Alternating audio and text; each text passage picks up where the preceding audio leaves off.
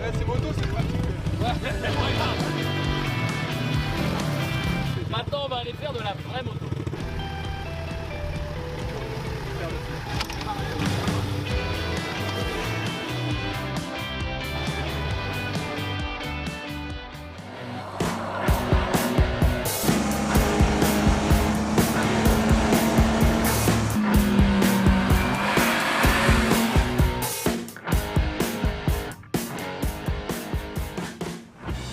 Le Polaris Slingshot, un véhicule aussi amusant que déroutant aux commandes duquel on ne peut pas passer inaperçu.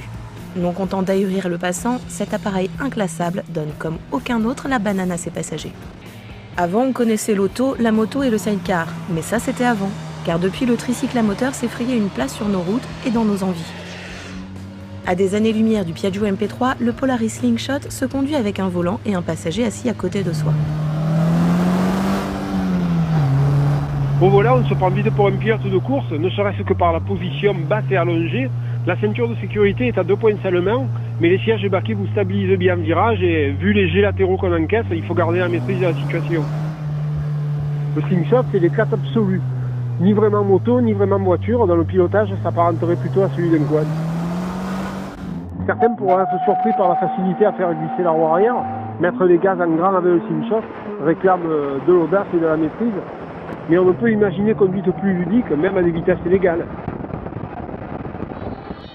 Sous son capot aux formes futuristes, le Slingshot abrite un 4 cylindres atmosphérique de 2,4 litres et 173 chevaux. Avec seulement 764 kg à entraîner, il promet de belles sensations. Plastique lisse aux angles acérés, la finition sans froufrou est celle d'un Ranger Polaris. L'habitacle se veut sommaire, on n'y note aucun superflu. Pas même ce qui semblerait essentiel sur un cabriolet moderne. Ni chauffage, ni vitres, pas d'airbag et même pas de capote. Par sa définition légale, le Slingshot n'est pas soumis à ce genre de tracasserie. La catégorie L5E n'impose même pas le port du casque. Alors quel permis pour conduire cet objet roulant non identifié ? Eh bien A ou B font l'affaire. Contact, une pression sur le bouton du démarreur et c'est parti pour un tour de manège. Suivant qu'on aime se montrer ou se faire plaisir, on le pilotera de façon différente. Si le constructeur ne propose pas, comme c'est la tendance, de choisir son mode de conduite, le conducteur raisonnable saura jouir du couple en enroulant, tandis que l'amateur de sensations ira chercher les 7000 tours entre 2 virages. Et là, on est collé au siège. Les performances sont celles d'une Porsche Boxster. Mais dès les basses vitesses, les sensations sont au rendez-vous. Le traction control peu intrusif qui n'agit qu'en virage permet de laisser de longues traces de gomme sur les 2 premiers rapports.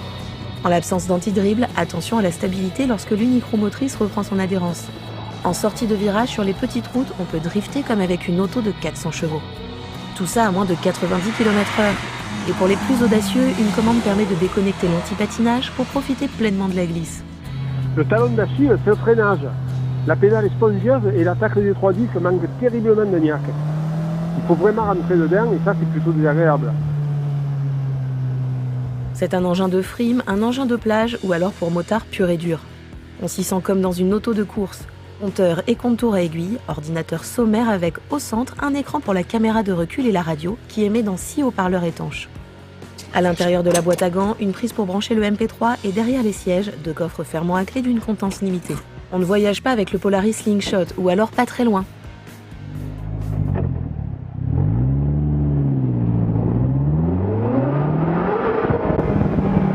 Le confort est plutôt bon, celui des sièges dans le dessin est ergonomique, celui des suspensions qui filtrent bien les petits chocs et n'envoient pas de coups de raquette sur les gros. Tous les roadsters automobiles ne peuvent pas en dire autant. En roulant tranquille, on préfère garder les cheveux au vent juste avec des lunettes de soleil, mais dès qu'on roule vite, le port du casque rassure. Même si la bordure du petit pare-brise gêne un peu la vision, il dévie bien l'air au-dessus de la tête. Facile à prendre en main, le Polaris Slingshot réclame une dose de maîtrise pour se livrer pleinement. Parfait, il ne l'est pas, et comme un roadster anglais, c'est ce qui fait son charme.